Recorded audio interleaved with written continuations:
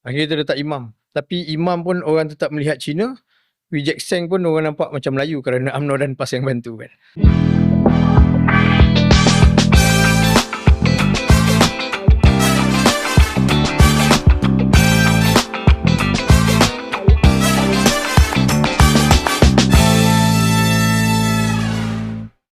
Adakah realistik untuk parti-parti pengimbang di negeri Johor ni untuk duduk semeja walaupun berbeza pendapat, untuk duduk semeja bincang dalam menghadapi pilihan raya negeri yang akan datang?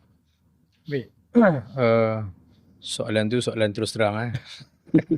Dan saya tak nak tambah, jika kerjasama itu berlaku, sekali orang apakah asas-asas prinsip yang perlu kita bincang dan apakah strateginya?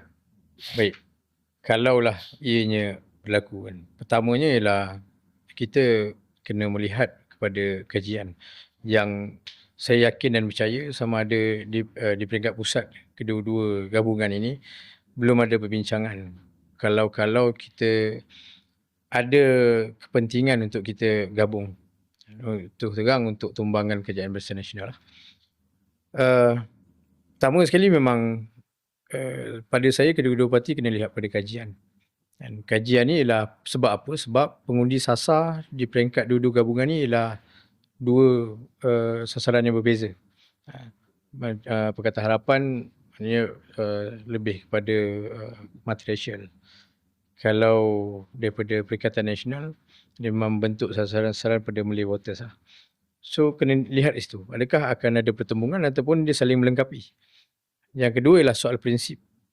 Dan soal prinsip ini ialah betul 2020 dan bila Perikatan Nasional ambil alih kerajaan. Kedua-duanya ada kata yang ni betul sebagainya. Tapi kat situ ialah pertembungan prinsip sebenarnya kan.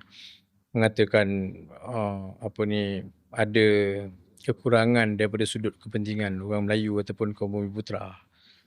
Ada pula mengatakan kita terlalu memilih perkauman sehingga jadi perkara yang resis kan. Uruskan itu dulu pada saya. Kena selesaikan. Dan barulah kita pergi kepada strategi. Kalau kita gabung macam mana sekalipun dan akhirnya kita tak dapat persefahaman dari sudut strategi sebagai contoh. Pembahagian kerusi. Nanti akhirnya jangan ada isu-isu tentang perebutan jawatan, perebutan tempat dan sebagainya.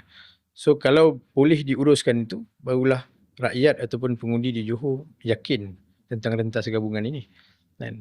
Ataupun